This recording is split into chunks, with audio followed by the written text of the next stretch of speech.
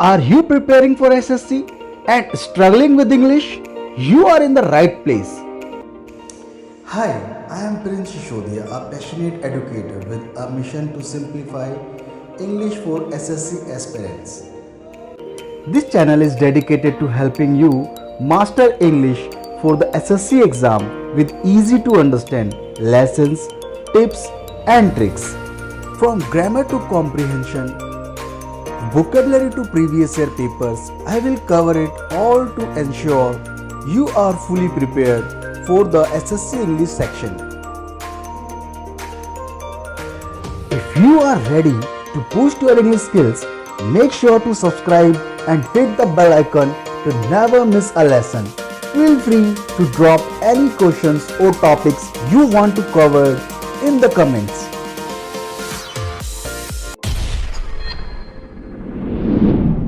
So, we have the question, select the most appropriate antonym of the given word. Antonym क्या होता है basically? Antonym means to say, antonym क्या होता है? Antonym means to say opposite word, यानी कि विपरीत अर्थ. फॉर एग्जाम्पल अगर मैं आपसे पूछूँ रात का अपोजिट क्या होगा तो आप कहोगे दिन. अब ये तो क्या आपने बताया हिंदी में बहुत आराम से, है ना. लेकिन यहाँ पे हमें जो वर्ड बताना है वो बताना है इंग्लिश में बताना है ना, क्योंकि क्वेश्चन इंग्लिश का है. तो फ्यूड वर्ड का हमें क्या बताना है? एंटोनियम बताना, अपोजिट बताना है. तो अब हमें फ्यूड वर्ड की नॉलेज होनी चाहिए. अब यहाँ पे हम एक एक वर्ड को यहाँ पे सीखेंगे, लर्न करेंगे, और मैं आपको ये भी एक ट्रिक बताऊंगा कि आप किसी भी वर्ड को हमेशा के लिए कैसे अपने माइंड में याद कर सकते हो. कि कभी भी आप एक बार आप वर्ड को ध्यान से देख लो, नेक्स्ट टाइम जब भी आपको ये वर्ड दिखाई देगा, इससे रिलेटेड कोई वर्ड दिखाई देगा, so you will answer it very fast. कैसे? विजुअल इफेक्ट के थ्रू. चलिए आइए शुरू करते हैं. सो विजुअल इफेक्ट भी है. विजुअल इफेक्ट का मतलब होता है ऐसी चीज़ें जो हमें दिखाई दे, है ना. अब मूवी आप जब थिएटर में देखते हो या अपने टीवी में देखते हो या अपने मोबाइल्स में आजकल आप जो भी कोई मूवी वगैरह या कोई कार्टून वगैरह कुछ भी देखते हो, तो वहाँ पे चीज़ें क्या आपको दिखाई देती है, इसलिए आपको देखने में इंटरेस्ट होता है और वो चीज़ें आपको याद हो जाती है, आपके माइंड को वो कहीं ना कहीं अच्छे से लर्न हो जाती है ना. तो सेम अगर इसी इफेक्ट का यूज़ अगर हम अपने एग्जाम्स में कर ले तो ये वर्ड भी हमेशा के लिए हमें याद हो जाएंगे और हम आराम से अपने मार्क्स में अपना स्कोर भी अच्छा बना सकते हैं. सो फ्यूड होता क्या है? Feud is a long lasting and bitter conflict और डिसएग्रीमेंट बिटवीन इंडिविजुअल्स और ग्रुप्स. अब फ्यूड क्या है यहाँ पे? एक लॉन्ग लास्टिक और आप कह सकते हैं बिटर कन्फ्लिक्ट. बिटर कन्फ्लिक्ट का मतलब एक बहुत बड़ी कोई ऐसी बात जिसको लेकर आप बिल्कुल भी सहमत एक दूसरे को लेकर सहमत नहीं हो. यहाँ पे क्लियर है. अब वो कोई इंडिविजुअल भी हो सकते हैं. इंडिविजुअल्स मीन्स टू से जब दो जने हो आपस में, यानी कि जैसे यहाँ पे लड़का जो है वो भी टेडी बियर को अपनी तरफ खींच रहा है और लड़की भी अपनी तरफ टेडी बियर को खींच रहे हैं. अब ये क्या इनका इंडिविजुअल कॉन्फ्लिक्ट है या फिर डिसएग्रीमेंट है किसी चीज़ को लेकर के, टेडी बियर को लेकर के. क्लियर है. सेम ऐसे यहाँ पे ग्रुप भी है. अब ग्रुप भी क्या कर रहा है? एक दूसरे के ऊपर स्क्रीमिंग कर रहा है, चिल्ला रहा है ना, एक दूसरे की बात को लेकर कहीं ना कहीं क्या है ये लोग, हम लोग चिल्लाते कब है? जब हम लोग डिसएग्रीमेंट होते हैं. डिसएग्रीमेंट का मतलब होता है जब हम किसी बात से सहमत नहीं होते हैं. क्लियर. सो होपफुली आपको ये वर्ड अब यहाँ पे याद हो गया होगा अच्छे से. अब चलिए इसका आंसर देखते हैं हम. So first option we have gross. Gross क्या है? दिस मीन्स अनप्लीजेंट और डिसगस्टिंग. अब अनप्लीजेंट और डिसगस्टिंग क्या होता है? जिसको लेकर हम बिल्कुल भी जिस चीज़ से हमें बिल्कुल भी खुशी ना हो. और खुशी कब नहीं होती? जब हम किसी बात को लेकर एग्री नहीं होते. फॉर एग्जांपल अगर मैं आपको कहूँ, आपके पापा आपको कहे पार्टी में जाने से पहले बेटा ब्लैक शर्ट पहन लो, है ना, या फिर बेटा ब्लैक टॉप पहन लो, लेकिन आपका जो मन है वो रेड शर्ट या रेड टॉप पहनने का है. फॉर एग्जाम्पल अगर आप एक लड़की हो तो रेड टॉप और लड़का है तो रेड शर्ट, है ना. तो आप क्या हो जाओगे? बिल्कुल खुशी नहीं हो. अब वो खुशी कब नहीं हुई? जब आप किसी बात को लेकर डिसएग्री हो, है ना, यानी कि आप किसी बात को लेकर सहमत नहीं हो. तो ये वर्ड जो आपका क्या है, ये तो कहीं ना कहीं सिनोनियम वर्ड बनता है. जो वर्ड अभी हमने देखा फ्यूड, है ना, तो ये तो उसका आंसर हो नहीं सकता. क्लियर है. यहाँ पे विजुअल इफेक्ट से आपके माइंड में कहीं ना कहीं एक इमेज चलेगी जब भी आप कभी ग्रॉस वर्ड सुनोगे या देखोगे कभी एग्जाम में दोबारा. सो नेक्स्ट ऑप्शन भी है पैरल. पैरल क्या होता है? दिस मीन्स डेंजर और रिस्क, है ना. अब इस पैरल वर्ड का मीनिंग क्या होता है? डेंजर या फिर रिस्क, यानी क्या तो कोई खतरा या तो फिर खतरे से रिलेटेड कोई चीज़. क्लियर है. जैसे यहाँ पे ये मैंने आपको एक साइन दिखाया गया है खोपड़ी वाला. अब ये क्या है? डेंजर साइन है. जैसे आप कई बार रोड पे आते जाते हो तो आपको कई बार इस तरीके का साइन वगैरह लगा हुआ दिखता है कि भाई यहाँ मत जाना, इस तरफ मत मुड़ना, टर्न मत लेना, है ना. सो दिस इज पैरल. तो पैरल तो क्या है? कहीं ना कहीं उसका कोई मीनिंग बन ही नहीं रहा, अपोजिट, है ना. So come on next option. So next option भी है हार्मनी. हार्मनी क्या होता है? This means peace, agreement and cooperation. अब ये हमारी कंट्री के लिए बहुत अच्छा एग्जांपल है. जैसे हमारे देश में क्या है? हार्मनी है, यानी कि हम एक दूसरे से किसी भी रिलीजन से आपस में क्या करते हैं? कभी लड़ाई करते हैं? नहीं करते हैं, है ना. हमारे देश में डिफरेंट टाइप ऑफ रिलीजन्स है ना. हम लोग यहाँ पे मुस्लिम भी है, हिंदूज भी है ना, क्रिश्चियन भी है, तो डिफरेंट रिलीजन्स है हमारी कंट्री के अंदर, इसी तरीके से डिफरेंट लैंग्वेजेस हम लोग बोलते हैं, डिफरेंट हम लोगों का कल्चर है यहाँ पे, है ना। आप लोगों ने देखा होगा हमारे यहाँ पे डिफरेंट स्टेट्स हैं, इनके नाम अलग अलग है, डिफरेंट कल्चर है वहाँ पे। तो ये सारी चीज़ें होने के बाद भी हमारे देश में क्या है, हार्मनी है, क्लियर है, एक अग्रीमेंट है, एक कॉपरेशन है। तो ये वर्ड अब जैसे यहाँ पे एक बहुत सुंदर यहाँ पे इमेज यहाँ पे दिखाई गई है, सभी लोग एक साथ खड़े हैं, यूनाइटेड स्टैंड जिसे हम कह सकते हैं, है ना। और यहाँ पे एक ग्रुप है जो कि एक दूसरे को हेल्प कर रहा है किसी काम को करने में, यानी कि एक दूसरे से अग्री है, क्लियर है। तो हमारे पास जो वर्ड था उसका मीनिंग क्या था, डिसएग्रीमेंट, है ना, या फिर एक बिटर कन्फ्लिक्ट बिटवीन इंडिविजुअल्स और ग्रुप। लेकिन यहाँ पे तो क्या है, सब एक दूसरे के साथ एग्री है। तो यही वर्ड क्या है, फ्यूड वर्ड का एंटोनियम है, यानी कि अपोजिट वर्ड है। So this is our answer, harmony is our answer, है ना। क्लियर है, आप लोगों को समझ में आ रहा है अच्छे से। सो अब ये तो हो गया, लेकिन हम नेक्स्ट ऑप्शन भी देखेंगे ताकि वो भी हमें हमारे माइंड में हमेशा याद रहे। So next word we have vigour. Vigour means to say this refers to energy और स्ट्रेंथ। अब ये वर्ड किसको रेफर करता है, एनर्जी को या स्ट्रेंथ को। जैसे यहाँ पे एक लड़का तो आपको बहुत ही लूज सा दिखाई दे रहा होगा, यानी कि ऐसा जिसके अंदर कोई एनर्जी नहीं हो, है ना। और एक यहाँ पे आपको फुल एनर्जेटिक दिखाई दे रहा है। तो यहाँ पे वाइगर मीन्स टू से क्या है कि एनर्जी और स्ट्रेंथ। जैसे वाइगर की गोलियां भी आती है ना, मेडिसिन भी आती है जो हमारी बॉडी को क्या करती है, एनर्जी प्रोवाइड करती है। तो इससे भी आप इस वर्ड को अपने माइंड में याद कर सकते हो, क्लियर है। सो क्लियर है, ये ऑप्शन भी आपको अच्छे से क्लियर हो गया होगा और आंसर आपको हार्मनी भी क्लियर हो गया होगा। और जितने भी वर्ड अभी तक हमने डिस्कस करे वो सारे आपको याद हो गए होंगे आपके माइंड में अच्छे से। अब चलिए मूव करते हैं नेक्स्ट क्वेश्चन की ओर। So next question we have, parts of the following sentence have been given as options, select the option that contains an error. अब यहाँ पे जो नेक्स्ट क्वेश्चन हमारे पास है, इसमें क्या है, आपको एक सेंटेंस है जिसके अंदर आपको कोई ना कोई एरर यहाँ पे गिवन है ना। और नहीं गिवन है तो आपका ऑप्शन 3 जो है आंसर होना चाहिए, नो एरर बेसिकली। तो यहाँ पे आपको कोई ना कोई एरर गिवन है, वो आपको फाइंड आउट करना है, ठीक है। अब इस टाइप के क्वेश्चंस को हम कैसे करते हैं ये मैं आपको बहुत अच्छे से यहाँ पे एक्सप्लेन करने वाला हूँ, ठीक है। तो आप वीडियो में बने रहिए और ध्यान से इसको अंत तक देखिए। So first we need to read sentence, all these things happen because she do not pay heed to my words. अब ये सारी चीज़ें होती है, वो कब होती है, क्योंकि वो नहीं देती है, क्या नहीं देती है, ध्यान नहीं देती है, किस पर, मेरी बातों पर, क्लियर है। तो यहाँ पे हम इसको स्टेप बाय स्टेप एनालाइज करने वाले हैं, क्लियर है। So let's start.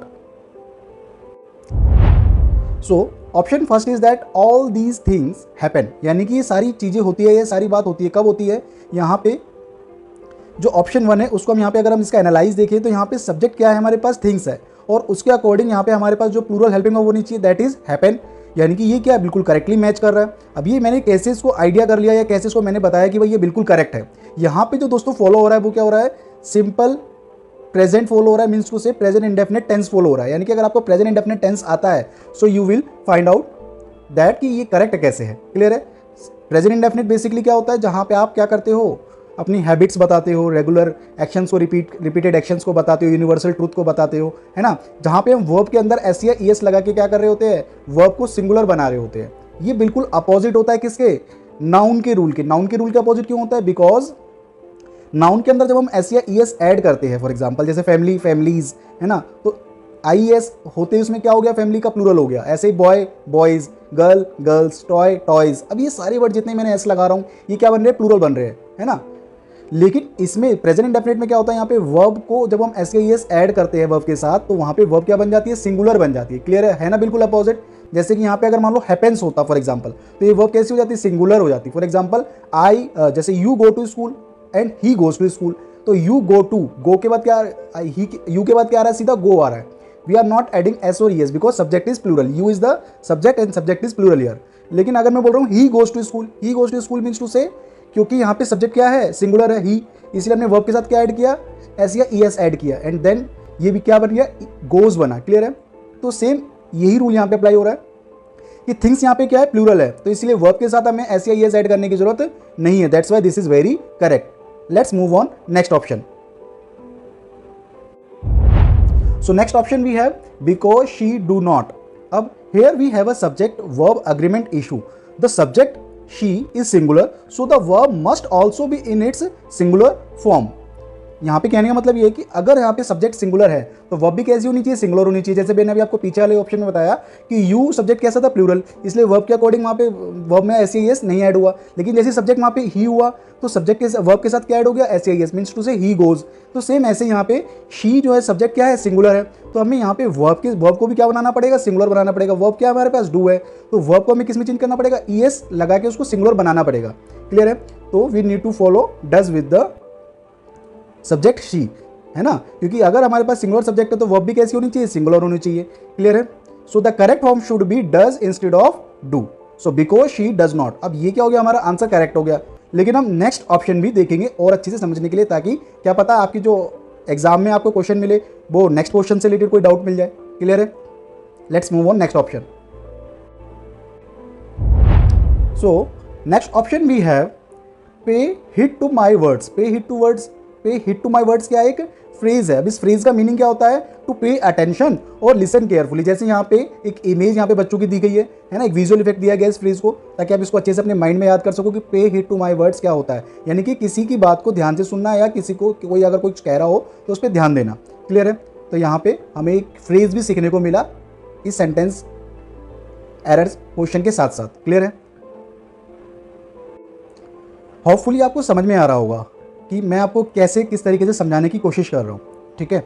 अब हम इसके बाद क्या मूव करते हैं, हम इसी ये जो सिस्टम है ना, कि भाई ये जो इस टाइप का क्वेश्चन अगर हमारे एग्जाम में आता है तो अगर हमारा वो गलत ना हो, उसको अगर हम उस चैप्टर को अच्छे से कर ले, उसको अगर हम अच्छे से समझ ले, यहाँ पे क्लियर कर ले एक बार, तो नेक्स्ट टाइम हमारे पेपर में ऐसा आने वाला जो क्वेश्चन होगा वो बिल्कुल भी गलत नहीं होगा।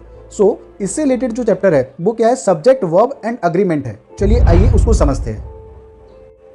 सो बेसिकली सब्जेक्ट वर्ब अग्रीमेंट होता क्या है, subject and verb in a sentence match in number, means to say subject के अनुसार आपकी वर्ब क्या है वहाँ पे मैच होनी चाहिए। अगर सब्जेक्ट क्या है, सिंगुलर है, क्लियर है, तो आपकी वर्ब भी क्या होनी चाहिए, सिंगुलर होनी चाहिए। फॉर एग्जाम्पल अगर आपका सब्जेक्ट है राम, फॉर एग्जाम्पल, तो राम के साथ वहाँ पे आपकी सिंगुलर हेल्पिंग वर्ब वहाँ पे फॉलो होनी चाहिए, जैसे कि is, was, has, do.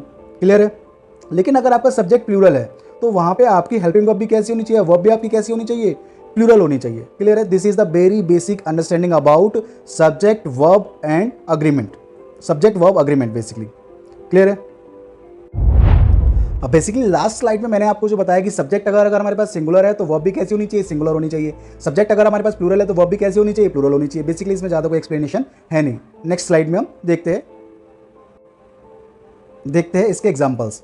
Singular means to से यहाँ पे द कैट रन्स क्विकली। अब यहाँ पे जो मैंने आपको अभी सिंपल प्रेजेंट पीछे समझाया था वो आपको यहाँ पे बहुत अच्छे से समझ में आने वाला है। कैट यहाँ पे क्या है, सिंगुलर है ना, तो यहाँ पे हमने वर्ब के साथ क्या ऐड कर दिया, एस ऐड कर दिया। वाई? अब यहाँ पे वर्ब तो सिर्फ क्या होती है, रन होती है ना, रन होता है हमेशा। लेकिन हमने यहाँ पे वर्ब के साथ क्या ऐड किया, एस ऐड किया। क्यों? क्योंकि यहाँ पे हम एक कैट के बारे में बात कर रहे हैं, है ना, तो यहाँ पे हम एक कैट की हैबिट बता रहे हैं कि भाई, या फिर कैट का जो है रिपीटेड एक्शन बता रहे हैं कि द कैट रन्स क्विकली, कि कैट जो है कैसे रन करती है, क्विकली रन करती है, यानी कि बहुत तेज भागती है। क्लियर है? तभी के तुरंत भाग जाती है ना। लेकिन जैसे यहाँ पे हम प्लूरल पे आते हैं तो हमारे पास प्लूरल सब्जेक्ट क्या हो जाता है, कैट्स हो जाता है। So the cat run quickly. अब यहाँ पे हमने रन के साथ एस नहीं लगाया। क्यों नहीं लगाया? बिकॉज हमारे पास सब्जेक्ट क्या है, प्लूरल है, यानी कि हमारे पास अब कैट जो वहाँ पे ऊपर वाले सेंटेंस में क्या है, एक है, लेकिन नीचे वाले सेंटेंस में हमारे पास क्या है, कैट्स है, यानी कि प्लूरल है, मोर देन वन कैट है, तो इसलिए हमने वर्ब के साथ एस नहीं लगाया। सो this is the singular subject singular verb. Clear है? सब्जेक्ट वर्ब एंड एग्रीमेंट का फर्स्ट रूल है। Clear? So second, subject join bye and, तो वर्ब क्या हो जाएगी वहां पे, प्लूरल हो जाएगी। अगर आपके जो सब्जेक्ट्स है वो क्या है, ज्वाइन मीन्स टू से अगर वो आपके सब्जेक्ट्स क्या है, कनेक्ट हो किससे, एंड से कनेक्ट हो, द वर्ड एंड, है ना, तो वहां पे वर्ब कैसी फॉलो होगी, प्लूरल फॉलो होगी। For example the teacher and the student are working on the project, कि भाई जो टीचर है और जो स्टूडेंट है वो दोनों ही किस पे काम कर रहे हैं, प्रोजेक्ट पे काम कर रहे हैं। क्लियर है?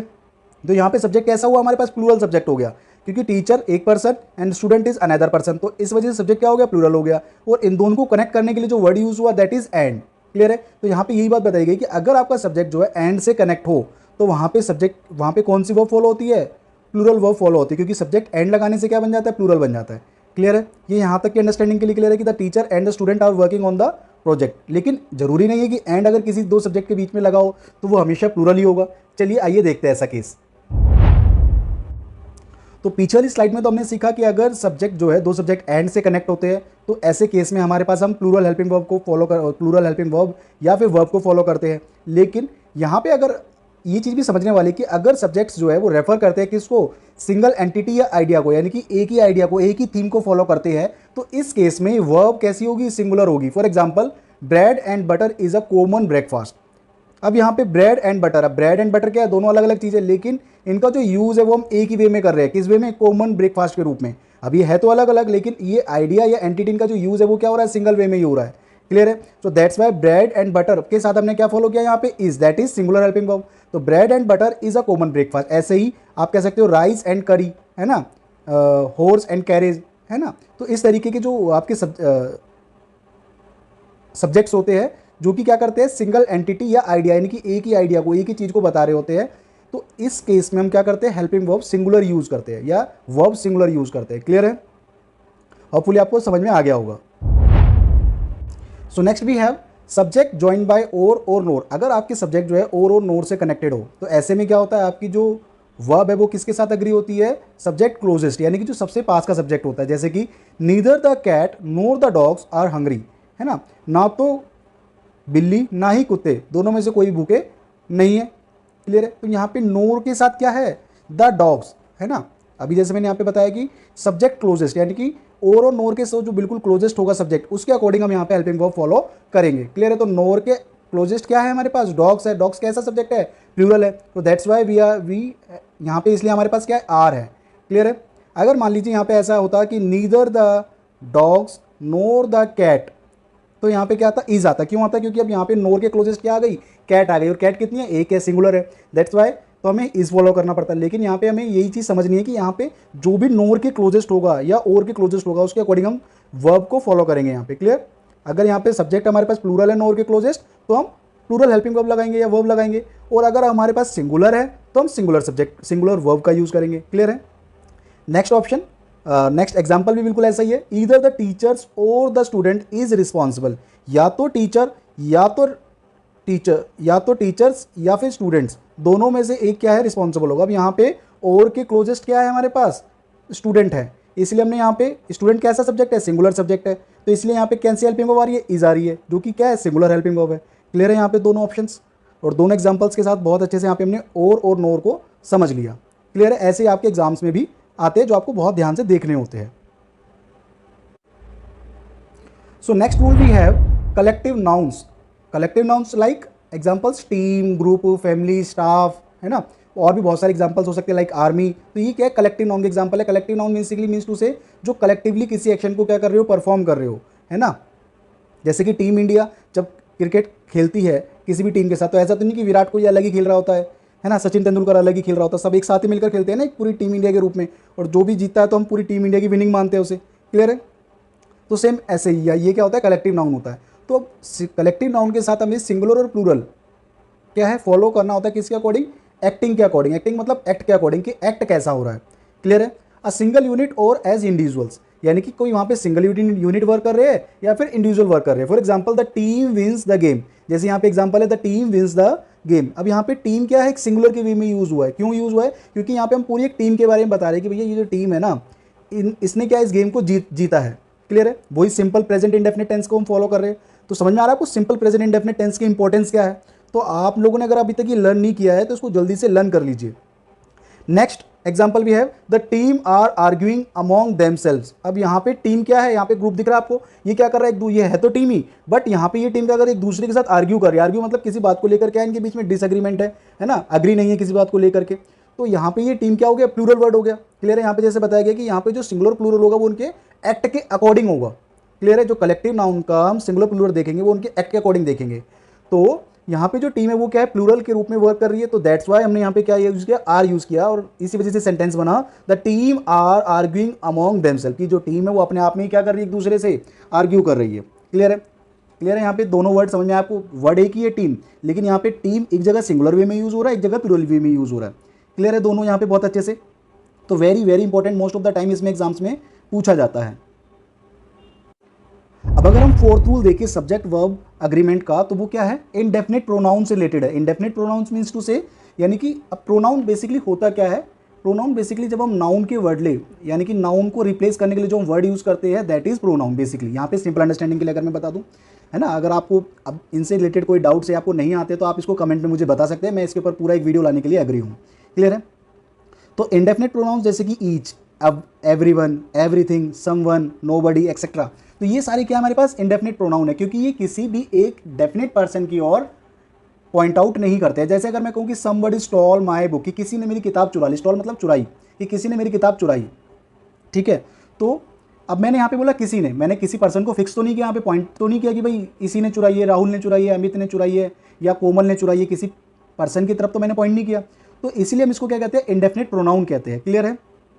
सो जैसे कि एवरीवन एंजॉयज द पार्टी, अब यहाँ पे जो हमारा इंडेफिनिट प्रोनाउन होता है इसके साथ हम कैसी वर्ब फॉलो करते हैं, यहाँ पे इसके साथ हम सिंगुलर हेल्पिंग वर्ब को फॉलो करते हैं। जैसे कि एवरीवन एंजॉयज द पार्टी, अब यहाँ पे फिर से सिंपल प्रेजेंट इंडेफिनिट टेंस है, कि सब्जेक्ट एवरीवन यानी कि सब्जेक्ट सिंगुलर है, और उसके बाद फिर हमने क्या किया, वर्ब के अंदर एस या ईएस ऐड कर दिया, इसलिए क्या बन गया, एंजॉयज बन गया, एंजॉय से। So everyone enjoys the party, है ना। और अगर हम इसका प्लूरल देखें तो बहुत, फ्यू, मेनी, सेवरल एक्सेट्रा, जैसे कि अब अगर many have tried the new app, अब कई लोगों ने क्या किया, इस नई ऐप को ट्राई किया। अब मेनी क्या है, अब ये जो वर्ड है, बहुत हो गया, फ्यू हो गया, मेनी हो गया, सेवरल हो गया, इस टाइप की जो वर्ड है किसको इंडिकेट करते हैं, प्लूरल को इंडिकेट करते हैं। अब जब सब्जेक्ट भी हमारा प्लूरल होगा तो फिर वर्ब भी कैसी फॉलो होगी, प्लूरल ही फॉलो होगी, सिंपल सी बात है। तो इसलिए हमने मैनी के साथ क्या यूज़ किया, हैव यूज़ किया। अगर सब्जेक्ट यहाँ पे सिंगुलर होता तो हम क्या यूज़ करते, हैज़ यूज़ करते। क्लियर है? हैज़ तो आपको आप पता होगा कि has is singular and have is plural. Clear है? तो many have tried the new app. Clear है? इंडेफिनिट प्रोनाउन और ये कुछ प्लूरल सब्जेक्ट्स जो हमने देखे। चलिए मूव करते हैं नेक्स्ट रूल की ओर। Now we have some indefinite pronouns can be singular or plural depending on context. अब कुछ इंडेफिनिट जो प्रोनाउंस है वो सिंगुलर भी हो सकते हैं, प्लूरल भी हो सकते हैं, वो डिपेंड करता है कॉन्टेक्स्ट के ऊपर। ठीक है? कॉन्टेक्स्ट मतलब जो लिखा हुआ है। जैसे कि फॉर एग्जांपल सिंगुलर के लिए अगर हम यहाँ पे एग्जांपल देखें तो वो क्या है, all of the cake is gone. Clear है? कि सारा केक क्या है, बिक जाता है। बेसिकली यहाँ पे इसका मतलब क्या है, तो यहाँ पे ऑल ऑफ द केक, अब यहाँ पे केक क्या है हमारे पास, सिंगुलर है। ऑल के बाद जो हमने सब्जेक्ट यूज़ किया केक, वो क्या है, सिंगुलर है, इसलिए हमने कौन सी हेल्पिंग वर्ब को यूज़ किया, इसको हेल्पिंग वर्ब को यूज़ किया, that is singular.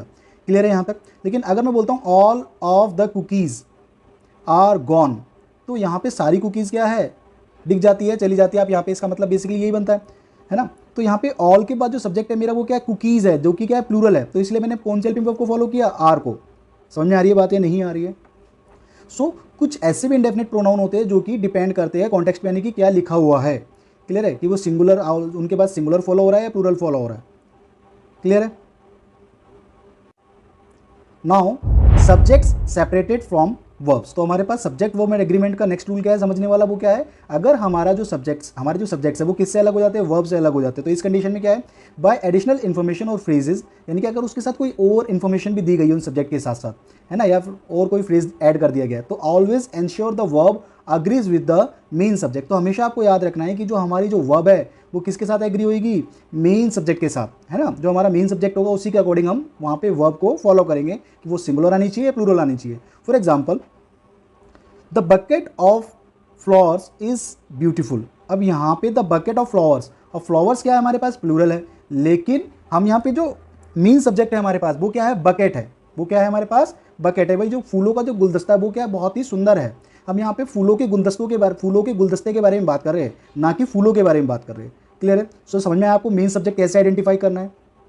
So that's why the bucket of flower is beautiful. तो इसीलिए हमने यहाँ पे फ्लावर्स को ना देखते हुए किसको देखा, बकेट को देखा, क्योंकि जो फूल है वो किसमें, बकेट में है ना, और इस वजह से उसको हम क्या कहते हैं, गुलदस्ता कहते हैं। क्लियर है मेरी बात? तो इसीलिए हमने कौन सी वर्ब को फॉलो किया यहाँ पे, सिंगुलर हेल्पिंग वर्ब को फॉलो किया, that is. Next, the teacher along with her students was excited. अब यहाँ पे टीचर अपने स्टूडेंट्स के साथ क्या था, एक्साइटेड था। अब यहाँ पे फिर से हमने क्या कर रहे हैं भाई, हम मेन सब्जेक्ट को देखेंगे यहाँ पे, है ना, और जो एडिशनल इन्फॉर्मेशन दी गई उसको नहीं देखेंगे हम यहाँ पे उसके बारे में। तो यहाँ पे हमारे पास जो मेन सब्जेक्ट जो एक्साइटेड था वो कौन था, टीचर था। तो टीचर कैसा है, सिंगुलर है, that's why we need to follow here singular helping verb, that is was. Clear है? So the teacher along with her students was excited. Clear हुआ ये रूल भी आपको? सो नेक्स्ट भी है plural form but singular meaning. अब plural form means to say दिखने में आपको कैसा लगेगा, प्लूरल लगेगा, लेकिन उनका मीनिंग क्या है, सिंगुलर है। फॉर एग्जांपल सब्जेक्ट्स के नेम आपके मैथमेटिक्स, न्यूज़, फिजिक्स, इकोनॉमिक्स, है ना, पॉलिटिक्स, ये सारे क्या आपको दिखने में प्लूरल लगेंगे, लेकिन सब्जेक्ट तो वो एक ही है। क्लियर है मेरी बात कि भाई पॉलिटिक्स के बारे में ऐसा तो नहीं हम और भी कोई पॉलिटिक्स के बारे में बात करते हैं, पॉलिटिक्स तो एक ही है, मैथमेटिक्स तो एक ही है। तो एग्जाम्पल को अगर हम देखें यहाँ पे, तो मैथमेटिक्स इज इंटरेस्टिंग। अब मैथमेटिक्स के बाद हमने क्या यूज़ किया, इज यूज़ किया, क्योंकि मैथमेटिक्स क्या है, एक ही है ना, सिंगुलर सब्जेक्ट है, इसीलिए हमने सिंगुलर हेल्पिंग वर्ब का यूज़ किया। So the news was shocking. अब न्यूज़ क्या है हमारे पास, न्यूज़ भी एक ही है, चाहे हम एक न्यूज़ बोले, है ना। तो इसलिए हमने न्यूज़ के बाद कैसा यूज़ किया हेल्पिंग वर्ब का, सिंगुलर हेल्पिंग वर्ब का यूज़ किया, दैट इज वॉज। क्लियर है यहाँ पे, ये तो बहुत ईजी था।